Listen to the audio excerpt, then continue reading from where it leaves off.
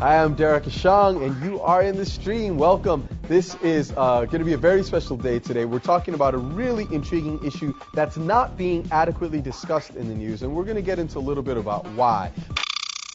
The southwestern Pakistani province of Balochistan is on edge after a prominent intellectual was killed last week.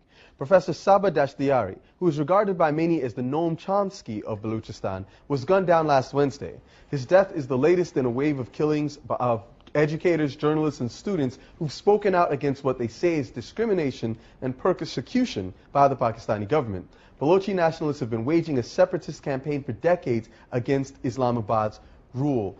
In a nutshell, this is a story of people who are apparently arguing that they should be a free state. This is the fifth insurgency that we've seen in Balochistan. This image that we're seeing here is actually in the wake of this Pakistani earthquakes from last year. However, a lot of people are not aware that this took place in Balochistan. Now, this is a region in Pakistan that represents 43% of the nation's landmass, but only has 5% of its population. And the concern of the people there is that the predominantly Punjabi populace in main Pakistan, or they feel that the leadership is primarily Punjabi, does not have their interests at heart. So although Balochistan is a very mineral-rich area, they feel that Islamabad does not allow for the mineral resources, the wealth that's generated from those resources, to actually come into their same areas. Now, the argument has been that they were independent prior to the partition of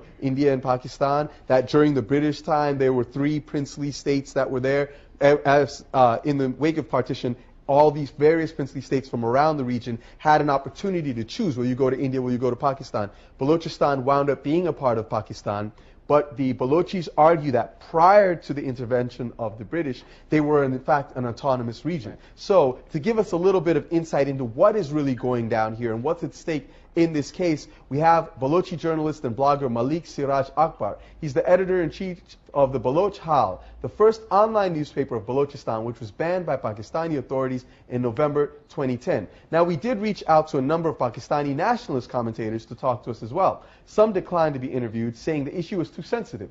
Others did not respond. Malik, welcome to the stream. Thank you very much. First, I want to ask you, we understand that it's reputed that 1,000 people have been killed since 2008 in Balochistan. Some are saying that these are Balochis who have been persecuted by the Pakistani security forces. Others are saying that there's criminality and terrorism that's happening in that region. Are these figures correct? And who is to blame, in your opinion, for the murder of so many people? Well, as a journalist, I've been covering Balochistan for the last 7 years. And like many people who live abroad or live outside Pakistan, even the Pakistanis don't know much about Balochistan because the story from Balochistan hardly gets out of the province. So the situation in Balochistan is very similar to actually what happened in Bangladesh in 1971 when the Pakistani military carried out a genocide of the Bengalis, and the rest of Pakistan didn't know much about it, and the Pakistani media only informed the Pakistani masses that it was, a group of criminals, or it was some anti-Pakistani nationals. But it was different. The situation in Balochistan is different. It's a situation similar to Bangladesh, genocide. The Pakistani military has been engaged not only in killing the civilians, but you see, around 10,000 political activists, journalists, lawyers, activists, they have all simply disappeared. If you have read about the history of the dirty war in Argentina, the phenomenon in Balochistan is very, very similar. All these political activists disappear. Some people have disappeared for like 10 years. Some people have disappeared for 10 months. And they are almost the cream of the Baloch society, as you cited, people like Professor Saba Dashtiyari, who are considered as the Noam Chomsky of Balochistan. So when we, the journalists, pressurize the government of Pakistan that you should at least have faith in your own system, produce these people before a court of law and give them a honorable trial, the government refuses to do that. And once we insist again that where are they kill them and they dump them and they throw their dead bodies under a bridge in the trash. And this phenomenon has continued for the last 10 months. Now let me ask you, Malik, because some people will argue, well, how do you know that it's the security forces that have been engaged in these activities?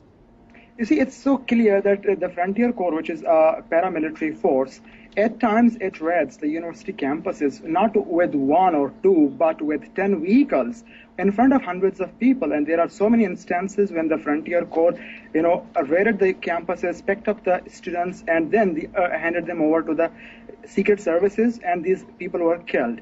Okay, so now let me interrupt you there, Malik, because I want to actually get your thoughts on this. I mean, David and Malik, we're going to come right back to you.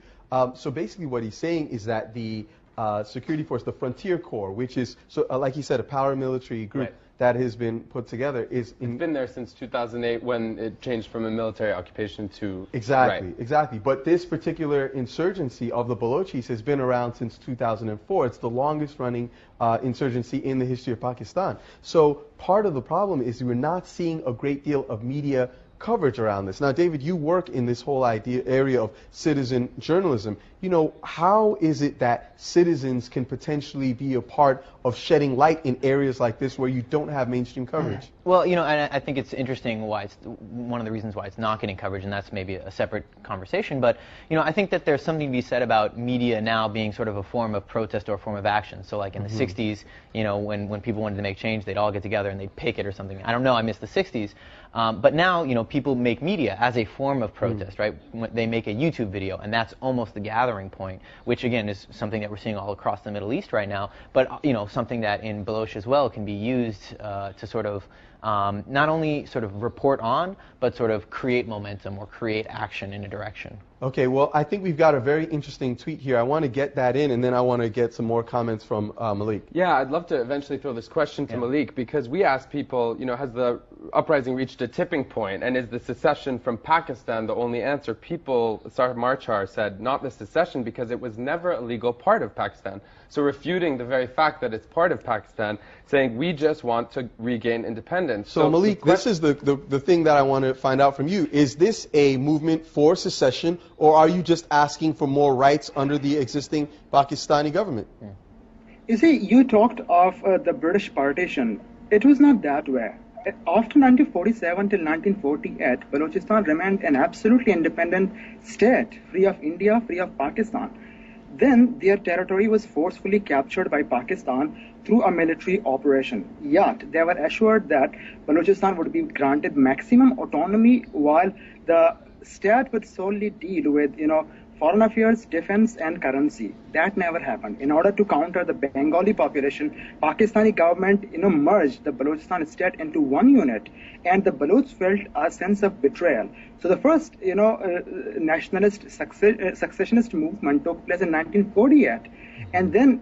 So there have been, continuous successionist movements. But you have to understand what makes this movement different from the previous movements, that this time it has tremendously trickled down to the middle class educated people like Sarmachar, who would be tweeting from somewhere in Balochistan. The government of Pakistan may try to curb his voice, but these are all middle class educated people who know that how they have been mistreated over many years. Malik, I want to ask you to hold that point. You raise a very important issue of how people have been using social media to advance their cause in this instance. We want to talk a little bit about the geopolitical significance of the region, and we ask you to stay with us for just a moment. Remember, as always, if you want to share your stories with us, tweet them to us at AJStream. We rely on you, our online community, to help keep us informed. Next, is Balochistan becoming a proxy battleground between India and China?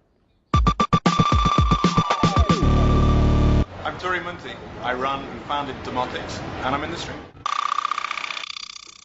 The Great Game. Historians use the term to talk about the rivalry between Tsarist Russia and the British Empire for control of Central Asia in the 19th and early 20th centuries. Now, nearly 100 years later, the Pakistani province of Balochistan has become the stage for yet another great game, where nations such as China and India and the US are jockeying for strategic influence as well as its massive mineral wealth. If you look behind me, this is a map of the region, and as you can see, it's a very significant part of the landmass of Pakistan, but it also extends beyond the borders of what is today Pakistan. You'll also note that it takes up a significant portion of Pakistan's actual coastline. And so right now, a port has been built by the Chinese in a town called Gwadar. And the idea that the Chinese have is that a pipeline should be able to be built there that will take oil from the Middle East and Africa directly into China. Now, India is saying, wait, this is potentially a strategic threat because it gives Pakistan a second major port in addition to Karachi, and additionally, they've got now the possibility of being encircled by Chinese ports in different parts of the Indian Ocean. The United States is also concerned about the possibility that China could use this for military purposes. Balochistan is an area, as we mentioned previously, that is rich in mineral resources, so they're very, very strong interest in trying to take hold of that region. Now, we want to get Malik back into this conversation.